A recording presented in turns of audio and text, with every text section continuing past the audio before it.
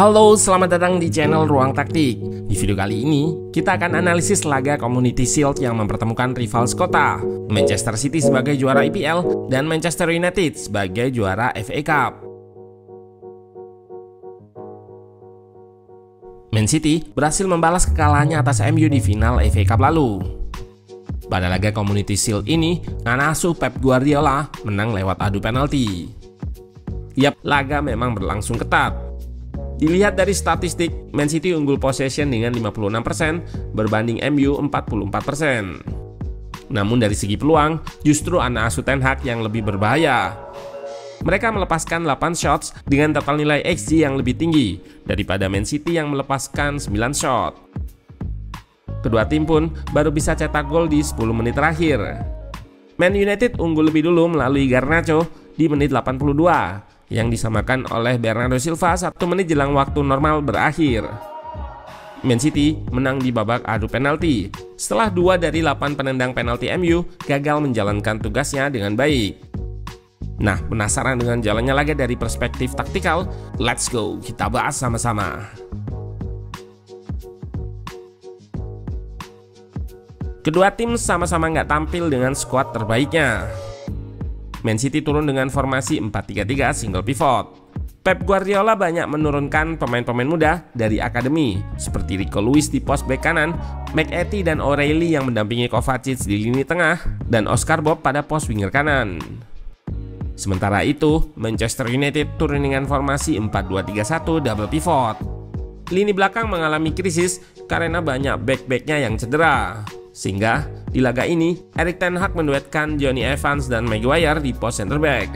Lisandro Martinez dimainkan sebagai back kiri dadakan. Di tengah, Casemiro dan Maino diplot menjadi double pivot. Pada lini depan, MU menggunakan Bruno Fernandes sebagai false nine lantaran Højlund masih cedera hingga September dan Zirkzee tidak dimainkan karena baru saja bergabung dengan tim. Man City build up dengan 3 pemain di lini pertama. Guardiola yang main di bek kiri lebih turun sejajar dengan 2 center back, sedangkan Rico Lewis di kanan lebih naik, asimetris fullback. Rico Lewis bisa menempati area kelebaran di koridor sayap dan juga bisa masuk atau inverted ke koridor half space ketika sudah ada Oscar Bob di area kelebaran. Meski di atas kertas main dengan 4-3-3 single pivot, pada prakteknya di lini tengah, Kovacic selalu didampingi oleh O'Reilly yang selalu memposisikan dirinya tidak jauh darinya. Dua gelandang City yang berdekatan ini difungsikan untuk memberikan koneksi dan untuk membuka akses progresi ke depan. Terlihat di sini bagaimana O'Reilly, Kovacic, dan center back City melakukan umpan-umpan pendek untuk membuka jalur umpan ke depan. Jika akses kedua gelandang City di tengah tertutup oleh marking pemain MU, maka mereka bisa menjadikan Rico Lewis yang invert sebagai target progresinya. Rico Lewis yang bermain lebih advance di area kanan seringkali melakukan pertukaran posisi dengan Oscar Bob, winger kanan City. Keduanya akan saling bergantian mengisi koridor half space dan sayap kanan. Kombinasi 2 pemain akademi City di area kanan ini bisa menciptakan situasi overload bagi bek kiri MU, Lisandro Martinez. Seperti yang terlihat di sini, bek kiri dadakan MU itu harus menjaga 2 pemain, Lewis di half space dan Bob di sayap. Rico Lewis pun bisa dengan leluasa menerima umpan progresi balik badan.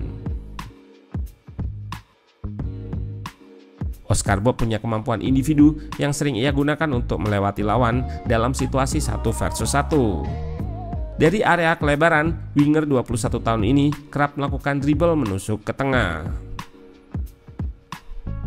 Di laga ini, menariknya MU juga bermain dengan build up konstruktif. Ketika build up, struktur natural MU adalah 4-2, 4 pemain di belakang dan 2 pivot yang narrow atau berdekatan di tengah.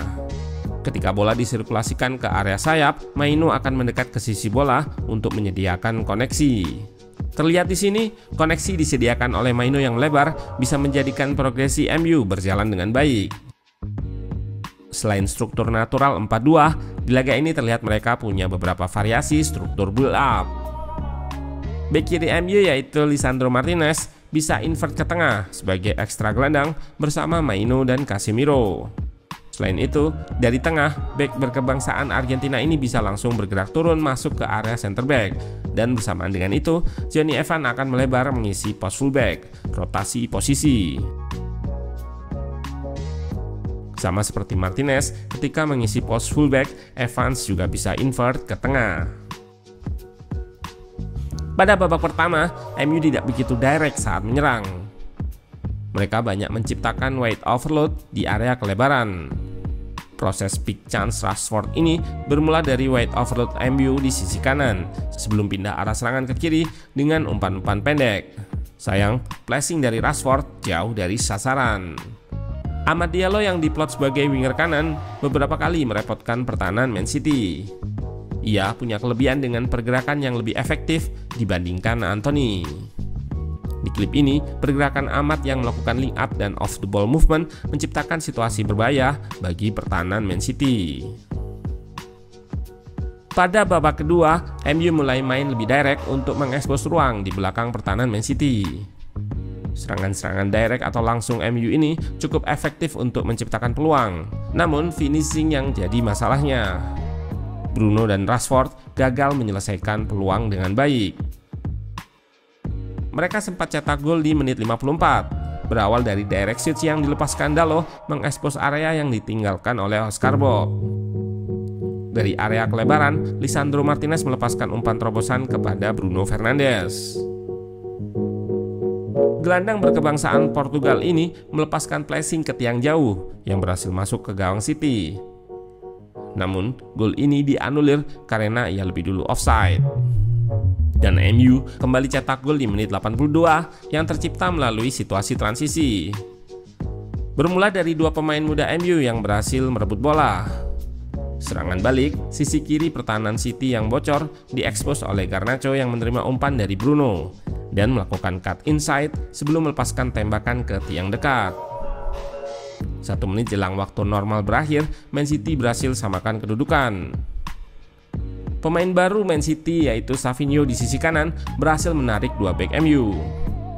Pada koridor half space, Oscar Bob melakukan pergerakan mengekspos ruang di backline. Ia lolos melewati Martinez dan mengirimkan crossing yang disambut oleh sundulan Bernardo Silva. Skor imbang memaksa pemenang ditentukan melalui adu penalti. Lagi-lagi MU unggul lebih dulu. Penalti pertama yang diambil oleh Bernardo gagal. Tendangannya yang tidak terlalu ke pojok bisa digagalkan oleh Onana. Skor kembali imbang ketika penalti Sancho ditepis oleh Ederson. Sama dengan Bernardo, tendangannya kurang ke pojok. Penalti ke-8 MU oleh Jonny Evans melambung di atas mistar. Dan City pun berhasil kunci kemenangan melalui sepakan keras Akanji.